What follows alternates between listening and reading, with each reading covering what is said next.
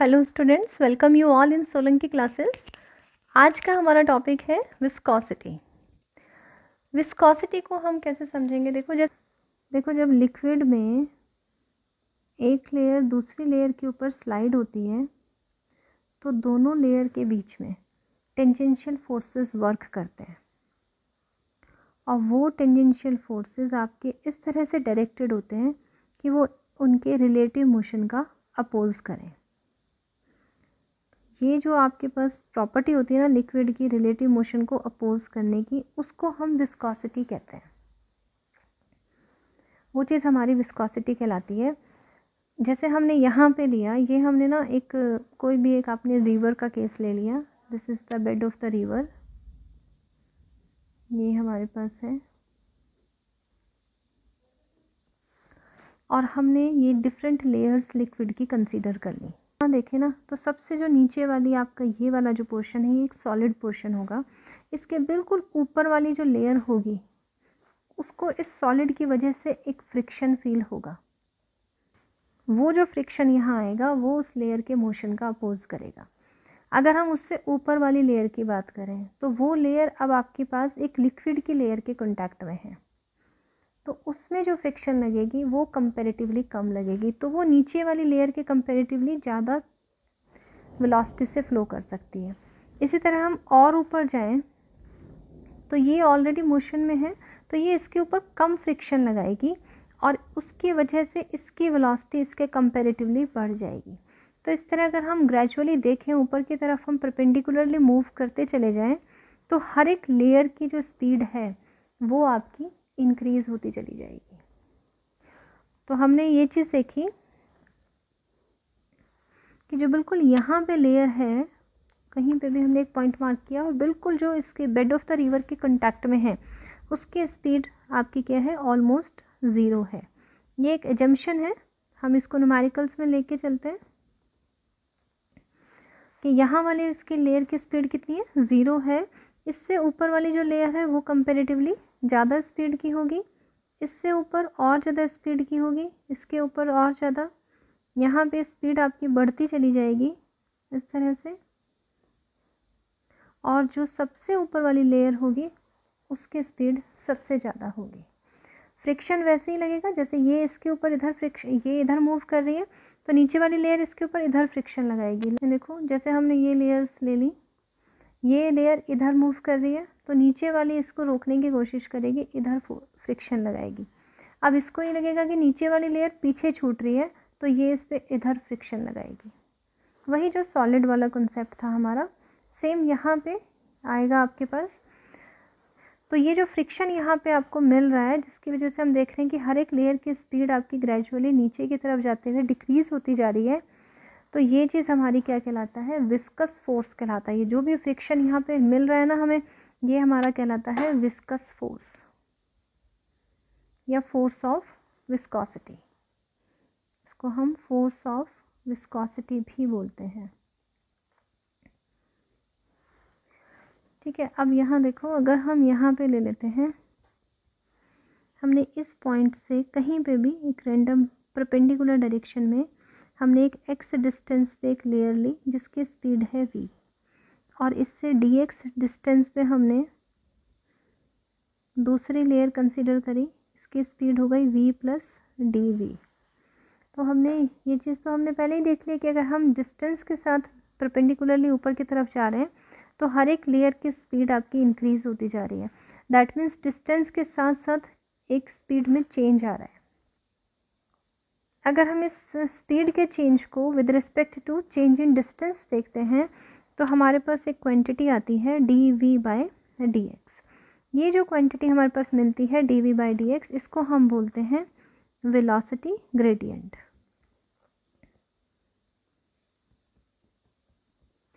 और इसका मतलब हुआ change in speed with respect to distance. अब अगर हम इसमें लें ए, हमारे पास सपोज एरिया है लेयर का, area of the layer of fluid और लिक्विड जो भी हम यहाँ ले रहे हैं, तो हमारे पास जो विस्कस फोर्स यहाँ पे आता है F, this is known as the viscous force और फोर्स ऑफ विस्कोसिटी, ये हमारा डायरेक्टली प्रोपोर्शनल होता है area of the layer of the fluid और वेलोसिटी ग्रेडियंट के। अगर हम इन दोनों को इक्वेशंस को कंबाइंड करते हैं तो हमारे पास आता है A dV/dx। प्रोपोर्शनलिटी का साइन हम हटाते हैं तो हमारे पास एक कांस्टेंट आता है माइनस ईटा A dV/dx। ये एक एक्सप्रेशन हमारे पास विस्कस फोर्स के लिए आ जाता है।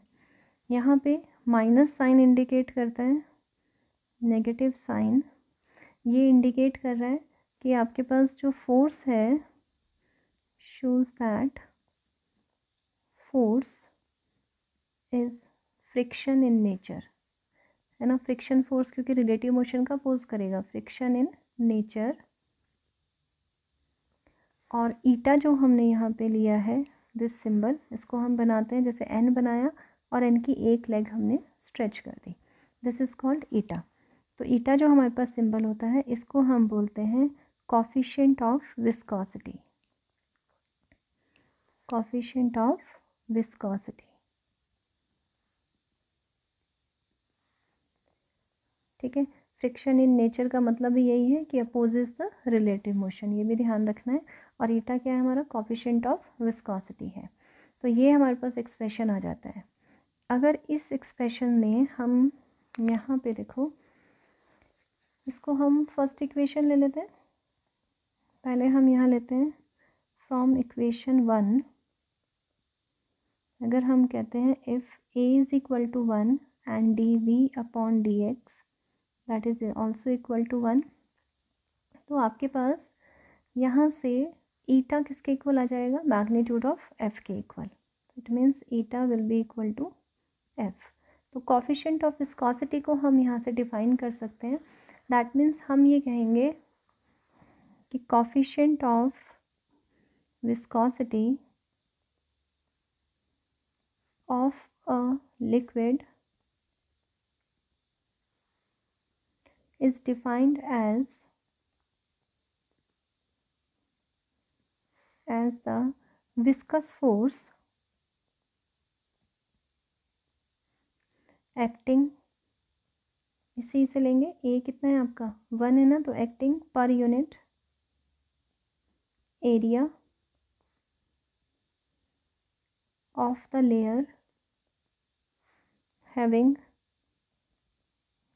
अब dV/dx इज इक्वल टू 1 को लेंगे, having unit velocity gradient, unit velocity gradient. और ये हम कैसे ले रहे हैं, परपेंडिकुलर डिस्टेंस में जा रहे हैं, है ना। तो हम कहेंगे gradient perpendicular to the direction of flow, direction of flow, ये हमारे पास आ जाएगा। अब इसके अलावा देखो, हम इसी इक्वेशन से, अगर हम फर्स्ट इक्वेशन से F/A की वैल्यू लें तो हमारे पास आ जाएगी from equation 1 we can write F/A, it will be equal to eta dV/dx। F/A हम लोगों ने मैकेनिकल प्रॉपर्टीज़ ऑफ मैटर में पढ़ा था, टेंजेंशियल स्ट्रेस। हमने एक केस ये किया था, अगर तुम लोगों को याद हो, और अगर नहीं पढ़ा है तो you must go and check that playlist. ये हमने लिया, इसमें हमने जो ये लोअर फेस है, इस वाले फेस को हमने फिक्स्ड कर दिया, दिस वन, इसको हमने फिक्स्ड कर दिया, इसको हमने मूव नहीं कराना है। और यहाँ पे इस अपर फेस पे हमने एक टेंजेंशियल फोर्स F लगाई, इसका area of cross section suppose A है, तो इसका ये पूरी बॉडी इस पार्ट को छोड़ के इधर शिफ्ट हो जाती है लाइक दिस, ये ऐसे हमारे पास चली जाती है। ये चीज़ हमने पढ़ी थी। और ये जो स्ट्रेस हमने यहाँ पे अप्लाई किया था, इसको हमने टेंजेंशियल स्ट्रेस कहा था। तो यहाँ पे जो फोर्स लेयर्स पे लग रही है वो टेंजेंशियल फोर्स है। तो अगर tangential force per unit area of the layer हम चेक करें तो ये भी एक टेंजेंशियल स्ट्रेस ही आपको देगा। तो we can also calculate the tangential stress with the help of this formula. तो हम ये कहेंगे tangent F upon A, this is the tangential stress. तो ये टेंजेंशियल स्ट्रेस के लिए आपके पास एक रिलेशन आ जाता है, दिस वन। अब यहाँ पे हम इसकी एक बार ऐसा यूनिट कर लेते हैं, फिर हम आपको बताएंगे न्यूमेरिकल्स कैसे करने हैं। तो यूनिट ऑफ ईटा ये हमारे पास होगी, देखो CGS यूनिट होती है इसकी डाइन सेकेंड पर सेंटीमीटर स्क्वायर, और हम इसका बोलते हैं पॉइंट्स। ये CGS यूनिट है। SI यूनिट होती है न्यूटन सेकेंड मीटर -2, और हमारे पास आ जाएगी डेका पॉइंट्स। इसके अलावा अगर न्यूटन पर मीटर स्क्वायर देखें तो इट इज़ पास्कल, तो इसकी एक और यूनिट हमारे पास आ जाती है, दैट इज़ पास्कल सेकेंड। दोनों में जो रिलेशन होता है 1 deca points that is equal to 10 points, इसके इक्वल होता है। तो ये इसकी SI यूनिट और CGS यूनिट्स आती हैं। इसके अलावा देखो जो आपके पास ईटा होता है ये आपका डिपेंड करता है टेम्परेचर पे, depends on temperature, temperature of fluid. अब कैसे करते हैं, अगर हम इसमें लिक्विड्स के लिए लेते हैं तो ईटा फॉर लिक्विड्स ये हमारे पास आता है, eta is inversely proportional to the square root of the temperature. T यहाँ पे हमारे पास टेम्परेचर है फ्लूइड का, लिक्विड का, टेम्परेचर ऑफ लिक्विड। तो ये आपका क्या होता है, यहाँ से क्लियर है। अगर टेम्परेचर इंक्रीज़ होगा तो ईटा डिक्रीज़ होगा, तो ईटा decreases with increase in temperature and increases with decrease in temperature। ठीक है, अगर हम गैसेस के लिए ले रहे हैं, टफ और गैसेस, तो ये हमारे पास होता है eta is directly proportional to square root of the temperature.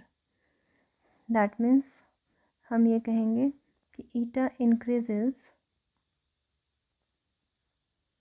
with increase in temperature and vice versa। ये हमारे पास आ जाएगा। जैसे अच्छा एक और चीज़ इसमें देखो, जैसे अगर हमने ईटा लिया वाटर के लिए एट 20 डिग्री सेल्सियस, तो इसकी वैल्यू हमारे पास आती है 10⁻³ डेका पॉइंट्स। और अगर हम ईटा फॉर ग्लिसरीन ले लेते हैं, दिस इज़ फॉर वाटर, और ये ले लेते हैं ग्लिसरीन का, ये है आपका eta for glycerine at 20 degree Celsius. इसकी वैल्यू हमारे पास होती है 830 × 10⁻³ डेका पॉइंट्स। तो यहाँ से हमारे पास क्लियर है कि अगर हम इसमें देखें तो ग्लिसरीन के लिए सेम टेम्परेचर पे ये बहुत ज़्यादा है विस्कोसिटी की वैल्यू, और लिक्विड के इसके वाटर के लिए बहुत कम है। दैट मीन्स हम क्या कह सकते हैं कि eta for thin liquid like water is less than the eta for thick liquids like glycerin, honey, blood।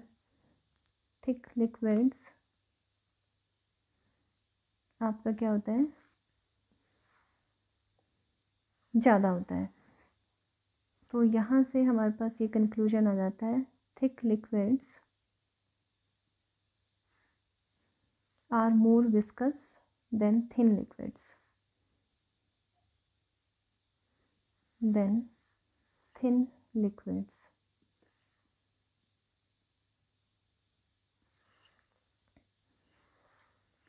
ठीक है, अब इसके बाद हम करते हैं न्यूमेरिकल। लाइक हमें यहाँ पे दिया हुआ है, देखो हमें ये एक रिवर बेड है और हमें एक प्लेट दी है जो टॉप मोस्ट सरफेस पे है। ये एक हमने प्लेट ले ली और ये आपकी v is equal to 2 metre पर सेकेंड की स्पीड से मूव कर रही है। इसका एरिया हमें दिया हुआ है, area of plate this is 2 metre square. एक हॉरिजॉन्टल टेंजेंशियल फोर्स हमने यहाँ लगाई जिसकी हेल्प से हम इसको इतनी स्पीड से मूव करा रहे हैं। और इसकी डेप्थ हमें दी हुई है, लिक्विड की डेप्थ, यहाँ लिक्विड है आपका ये, and depth of the liquid is 1 metre, this is 1 metre. और हमें ये कहा है कि liquid in the contact with the bed, ये जो आपका लो सबसे नीचे है ये वाला आपका रेस्ट पे है, यानी इसकी वेलोसिटी 0 है। तो हमें यहाँ पे ये टेंजेंशियल फोर्स की वैल्यू फाइंड आउट करनी है कि कितना फोर्स लगाएं कि हम इतनी वेलोसिटी से इसको मूव करा सकें। और साथ में हमें ईटा फॉर लिक्विड दिया हुआ है, दिस इज 0.01 पॉइंट्स। अब हम फाइंड आउट कर लेते हैं फोर्स के लिए। हमने एक्सप्रेशन पढ़ा था eta A D V by D X. अब हम माइनस साइन नहीं ले रहे क्योंकि हम मैग्नीट्यूड की बात कर रहे हैं। माइनस साइन सिर्फ इंडिकेट कर रहा था आपका डायरेक्शन को। तो पहले हम D V by D X ले लेते हैं क्योंकि बाकी दोनों चीज़ों की वैल्यूज़ हमें पता है। तो डी वी फाइंड आउट करते हैं। वेलोसिटी में change with respect to the lowest हम देखेंगे, यानी कि यहाँ पे वेलोसिटी 0 है, यहाँ 2 मीटर पर सेकेंड हो गई। तो ये आ जाएगा 2 माइनस 0 मीन्स 2 मीटर पर सेकेंड। और इतने ही पोर्शन का डिस्टेंस चेक कर लेते हैं। यहाँ से 0 और यहाँ तक 1 मीटर हम गए हैं, तो 1 माइनस 0 दैट मीन्स 1 मीटर। तो हमारे पास D V by D X की वैल्यू आ जाएगी 2/1 यानी 2 सेकेंड माइनस 1। ये आ गया। अब इसके बाद आप करो फोर्स कैलकुलेट। फोर्स के लिए वैल्यूज़ डाल दो। यहाँ पे ये आपको दिया हुआ है ईटा पॉइज में दिया है ना, इसको डेका पॉइज में कर लेते हैं क्योंकि बाकी सब हमने एसआई यूनिट में लिए। तो 0.01 इंटू 10⁻⁻1 डेका पॉइज ये आ जाएगा। तो आपके पास आ जाएगा 0.01 इंटू 10⁻⁻1। एरिया आपको दिया है 2 और D V by D X की वैल्यू भी आपके पास 2 आई है। तो ये हमारे पास आ जाएगा 0.04 इंटू 10⁻⁻1 और 0.004 न्यूटन। ये हमारे पास आंसर आ जाएगा। That means this much force must be applied to keep the plate moving. ठीक है, इसको अगर हम इस वेलोसिटी से मूव कराना चाहते हैं तो हमें इतना फोर्स लगाना पड़ेगा। इसी तरह से एक और क्वेश्चन कर लेते हैं। हमें दिया है कि वेलोसिटी ऑफ वाटर किसी भी रिवर में जो फ्लो कर रही है, velocity of water in river, ये हमें दिया है 72 kilometre per hour near the surface. ठीक है, it is near the surface, यानी सबसे टॉप लेयर की वेलोसिटी दी है। और साथ में हमें कहा है कि रिवर की जो डेप्थ है वो कितनी है आपकी 4 मीटर डीप है वो आपकी। तो इस तरह से हो गया। ये टॉप मोस्ट ले ली, ये रिवर बेड है आपका, यहाँ आपकी डिफरेंट लेयर्स आएंगी। दिस वन, इसकी जो स्पीड है दी है 72 किलोमीटर पर आवर और ये डेप्थ आपको दी हुई है 4 मीटर। हमें इसमें फाइंड आउट करना है sharing stress between the horizontal layers of water. कितना शेयरिंग स्ट्रेस इस पर आपका फॉल करेगा, यानी टेंजेंशियल स्ट्रेस हमें फाइंड आउट करना है। ठीक है, ईटा फॉर वाटर हमें दी हुई है। Eta for water it is equal to 10⁻⁻2 points. तो अब हम इसको कैलकुलेट करते हैं। देखो कैसे करेंगे। सबसे पहले जो स्पीड आपको ये दी है इसको मीटर पर सेकेंड में चेंज कर लेते हैं क्योंकि डेप्थ हमें मीटर में गिवन है। हमें D V by D X find out करना पड़ेगा। और शेयर फाइंड आउट क्या करना है इसमें, शेयरिंग स्ट्रेस ये बताना है। तो शेयरिंग स्ट्रेस का मतलब क्या चीज़ फाइंड आउट करनी है आपने, F/A का रेशियो फाइंड आउट करना है। तो कर लेते हैं उसको। पहले D V by D X लेते हैं। डी वी की वैल्यू आ जाएगी, पहले वेलोसिटी ले लो। वेलोसिटी कितनी है 72 किलोमीटर पर आवर इसको मीटर पर सेकंड में कन्वर्ट किया 5/18 से मल्टीप्लाई करके, तो 4 ये आ जाएगा 20 मीटर पर सेकंड। ठीक है, यहाँ वाली वेलोसिटी आपकी 0 ये आ गई टॉप लेयर की, तो डी वी हमारे पास आ जाएगा 20 माइनस 0 मीन्स 20 मीटर पर सेकंड। और डी एक्स हमारे पास है कितना, जितनी उसकी डेप्थ है, दैट मीन्स 4 मीटर। तो D V by D X इसकी वैल्यू आ जाएगी 20 मीटर पर सेकेंड डिवाइडेड बाई 4 मीटर, यानी कि 5 सेकेंड माइनस 1। अब हम इसमें कैलकुलेट करेंगे F by A. F is equal to हमने पढ़ा eta A D V by D X, तो यहाँ से एफ अपॉन ए की वैल्यू आ जाएगी eta D V by D X. Eta हमें दिया हुआ है 10⁻⁻², और D V by D X की वैल्यू हम इसमें ले लेंगे। अच्छा देखो, ये फिर वही चीज़ है, हमने सारी चीज़ें उसी में फाइंड आउट करी है ना, एसआई यूनिट में। देखो हमने सारी चीज़ें एसआई यूनिट में ली है, तो इसको भी एसआई यूनिट में कर लेते हैं। 10⁻⁻³ डेका पॉइज, आप वैल्यू डाल देते हैं, ये आपके पास आ जाएगा ईटा की वैल्यू 10⁻⁻³ और D V by D X की वैल्यू 5, तो यहाँ से आपके पास आ जाएगा 5 × 10⁻⁻³ और ये आपका क्या है, एफ अपॉन ए, एसआई यूनिट में ले रहे हैं तो न्यूटन पर मीटर स्क्वायर। तो ये हमारे पास आंसर आ जाएगा। नेक्स्ट टॉपिक करेंगे स्टोक्स लॉ। इसमें देखो, जब कोई भी ऑब्जेक्ट किसी लिक्विड में हम ड्रॉप करते हैं किसी भी फ्लूइड के अंदर, तो वो आपके क्या करती है, अपने साथ वाली जो भी लेयर्स होती हैं उनको उनके अंदर एक ड्रैग क्रिएट कर देती है ना। तो लेयर्स जो होती हैं वो उसके साथ साथ ड्रैग करना शुरू कर देती हैं। जो उसके कांटेक्ट में होती हैं वो ज़्यादा करती हैं आपकी, और जो आपकी दूर होती हैं वो ऑलमोस्ट अनचेंज्ड रहती है, यानी इनमें अंदर एक रिलेटिव मोशन क्रिएट हो जाता है। इस तरह से ये हमारे पास कंडीशन आ जाती है। ठीक है, तो इस रिलेटिव मोशन की वजह से एक बैकवर्ड फोर्स, ड्रैगिंग फोर्स लगती है, ये जो हम ऊपर की तरफ एरोज़ के थ्रू शो कर रहे हैं, और ये फोर्स आपकी क्या करती है, इस फॉलिंग ऑब्जेक्ट के मोशन का अपोज करती है। ये जो फोर्स होती है इसको हम यहाँ शो कर देते हैं एफ से, this is the viscous force, और इसका वेट नीचे की तरफ एक्ट करेगा, वेट ऑफ बॉडी।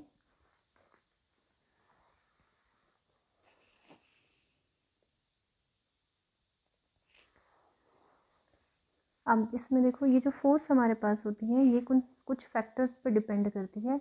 ये डिपेंड करती है आपके पास size and shape of body,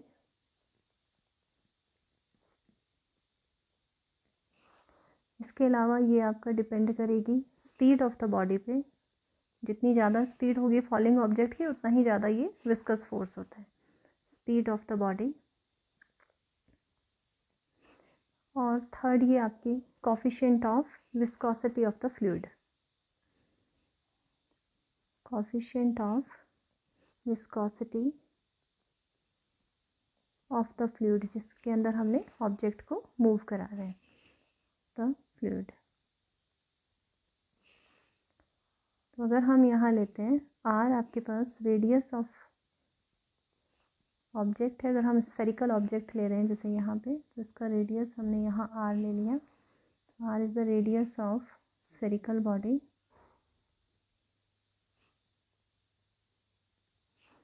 V हमने वेलोसिटी ऑफ द बॉडी ले लिया, या स्पीड, कुछ भी कह सकते हैं हम, speed of the body. And eta हमारे पास है coefficient of viscosity.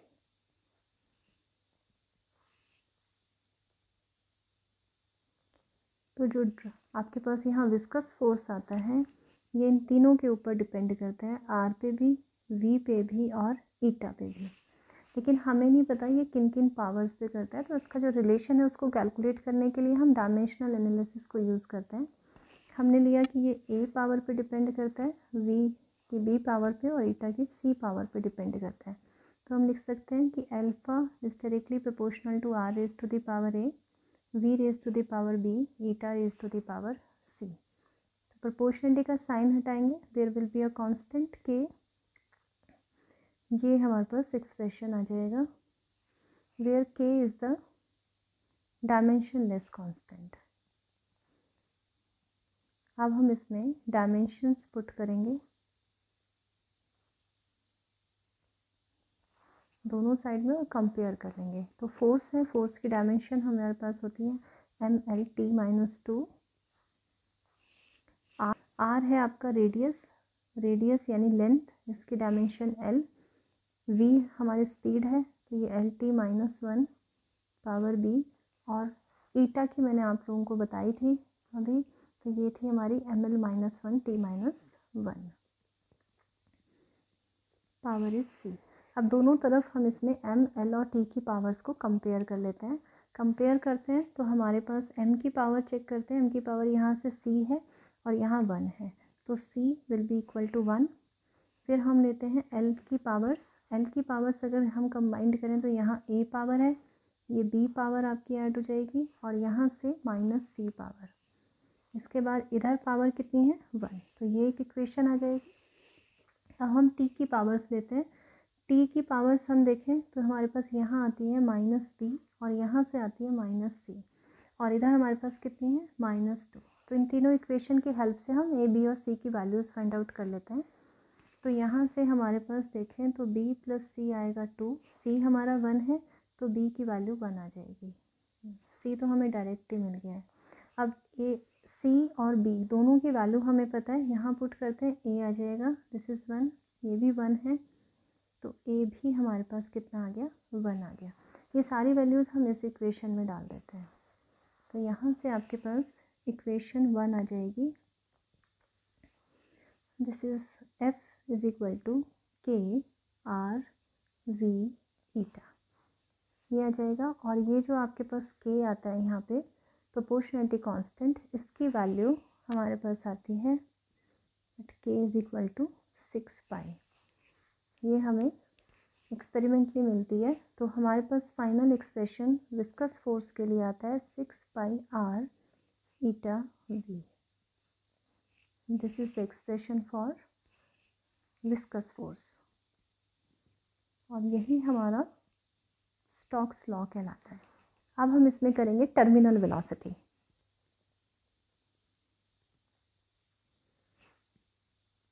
Terminal velocity क्या होती है, पहले इसको समझ लेते हैं।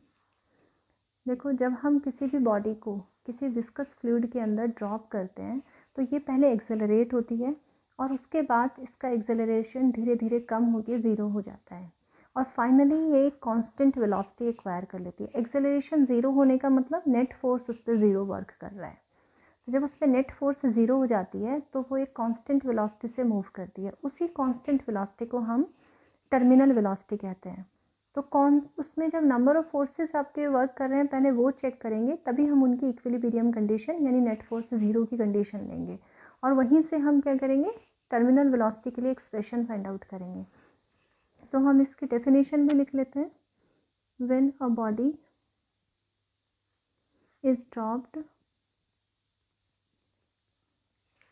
इन viscous fluid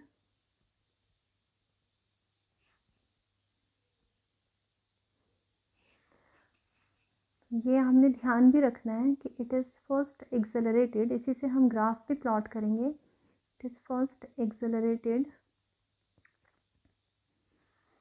and then it's very important and then its acceleration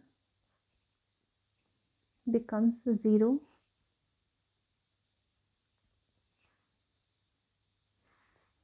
so it attains a constant velocity and this constant velocity is known as terminal velocity। जो भी इसकी कांस्टेंट वेलोसिटी फाइनली आती है उसको हम क्या कहते हैं, टर्मिनल वेलोसिटी कहते हैं। इसको हम v से डिनोट कर लेंगे, नोन एज टर्मिनल वेलोसिटी।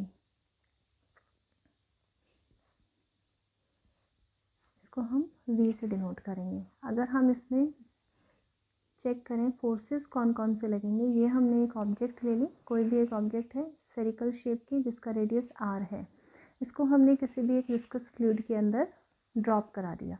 तो उस कंडीशन में इसका जो वेट होगा ये W नीचे की तरफ वर्क करेगा। This is the weight of object. Viscous force जो आएगी आपके पास that will be in upward direction, this is the viscous force F। और साथ साथ इस पे फ्लूइड की वजह से एक अप थ्रस्ट लगेगी, वो हमारे ऊपर की तरफ आ जाएगी। ये हमने T से रिप्रेजेंट कर ली, दिस इज अप थ्रस्ट यानी बॉयंट फोर्स जो हमारी थी। ठीक है, ये चीज़ आ गई। अब ये तीनों फोर्सेस जब इक्विलिब्रियम कंडीशन में आ जाएंगी तब उसकी वेलोसिटी क्या होगी, कांस्टेंट हो जाएगी, यानी कि उस कंडीशन में इसका एक्सेलरेशन ज़ीरो हो जाएगा। अभी ये फोर्स नीचे की तरफ है, वेट की वजह से ये नीचे जाएगी। जैसे ही ये फ्लूइड के अंदर मूव करेगी इमीडिएटली ड्रैग फोर्स क्रिएट हो जाएगी। ठीक है, ये इसका रिलेटिव मोशन का अपोज करेगी। फिर हमारे पास ड्यू टू फ्लूइड आपके पास एक अपथ्रस्ट भी वर्क करेगी। ये दोनों फोर्सेस अपवर्ड डायरेक्शन में वर्क कर रही हैं, ये डाउनवर्ड वर्क कर रही है। तो धीरे धीरे ये दोनों फोर्सेस क्या करेंगे, इसको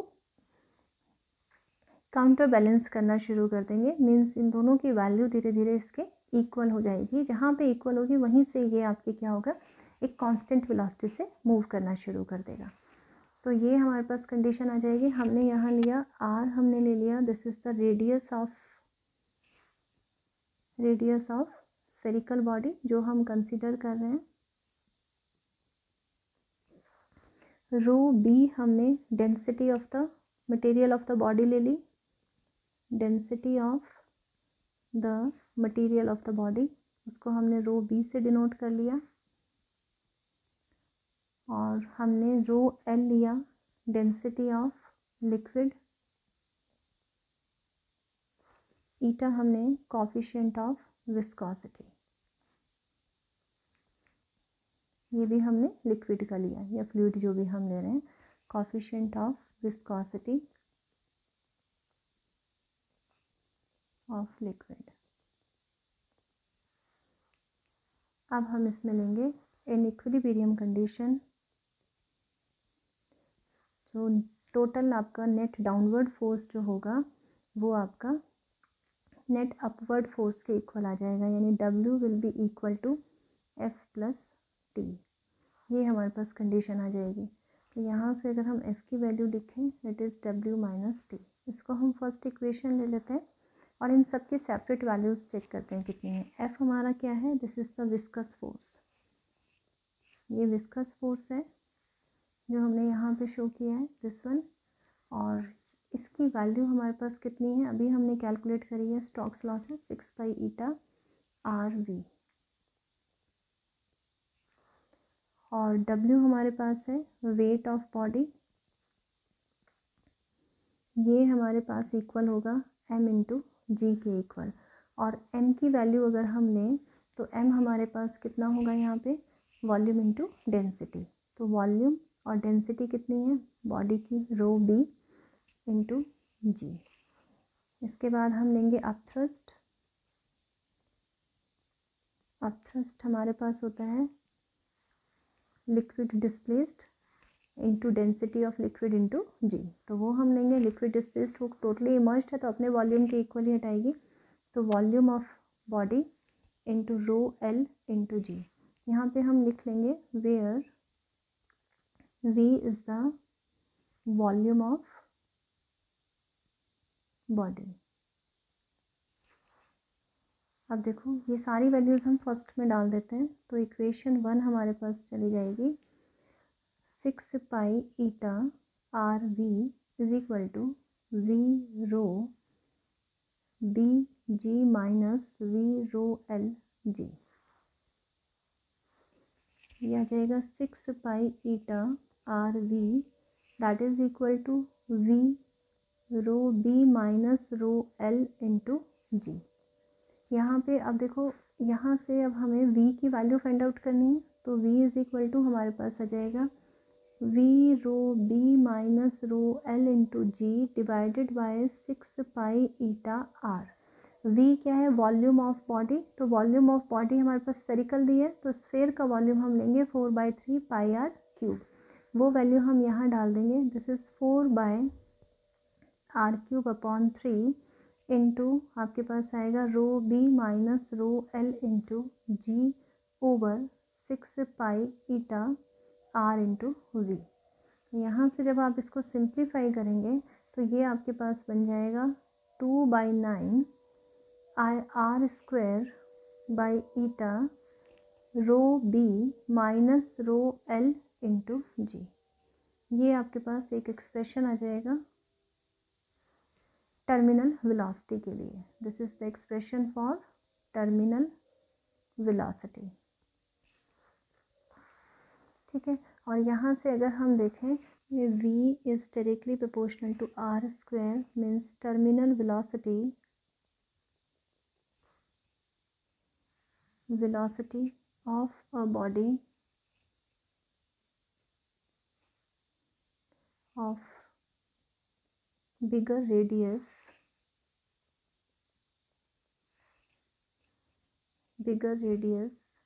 will be more than that of a body of smaller radius.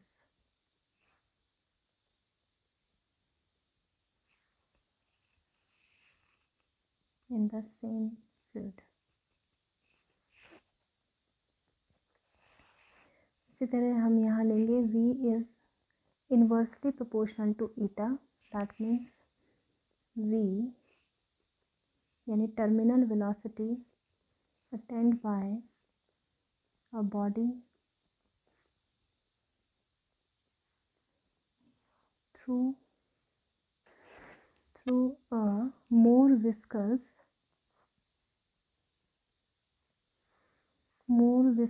fluid is less than terminal velocity attained through a less viscous fluid. देखो, और दूसरी चीज़ आपकी यहाँ पे है कि v is directly proportional to rho b minus rho l। ये हमें दिया हुआ है। अगर हम लेते हैं density of the material of body is greater than the density of liquid, तो यहाँ से v की जो वैल्यू है वो पॉजिटिव आएगी। मीन्स कि बॉडी जो आपकी है, body attains terminal velocity in the downward direction में हो जाएगी। अगर आपके पास डेंसिटी ऑफ बॉडी लेस है लिक्विड से तो v की वैल्यू नेगेटिव आएगी, यानी body attains v in the upward direction।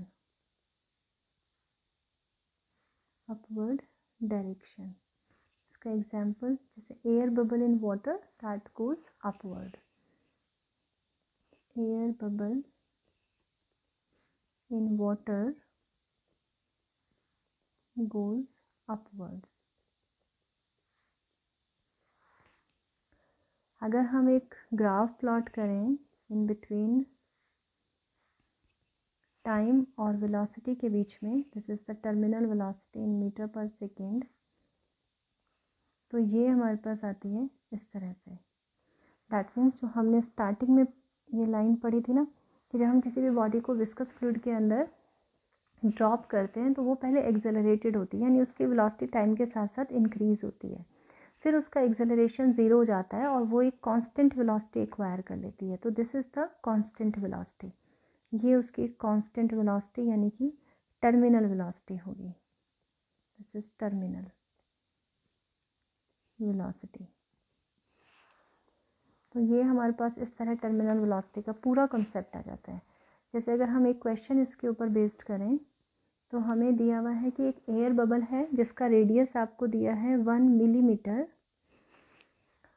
और ये राइज कर रहा है आपका through a solution of density, जिसकी डेंसिटी हमें दी है, जैसे हमने यहाँ ले लिया, ये है, और इसके बीच में आपका एक एयर बबल है, this one, this is air bubble. इसका रेडियस दिया हुआ है 1 मिलीमीटर, और ये राइज कर रहा है ऊपर की तरफ, इधर मूव कर रहा है विद वेलोसिटी v, ये टर्मिनल वेलोसिटी है इसकी, और इसकी वैल्यू हमें दी हुई है, रेट इन्होंने दिया हुआ है, एट द रेट ऑफ, किस रेट से जा रहा है, 0.25 सेंटीमीटर पर सेकेंड से ऊपर की तरफ मूव कर रहा है। और हमें ये जो लिक्विड दिया है, इसकी डेंसिटी हमें दी है rho of liquid, that is 1750 kilogram per metre cube.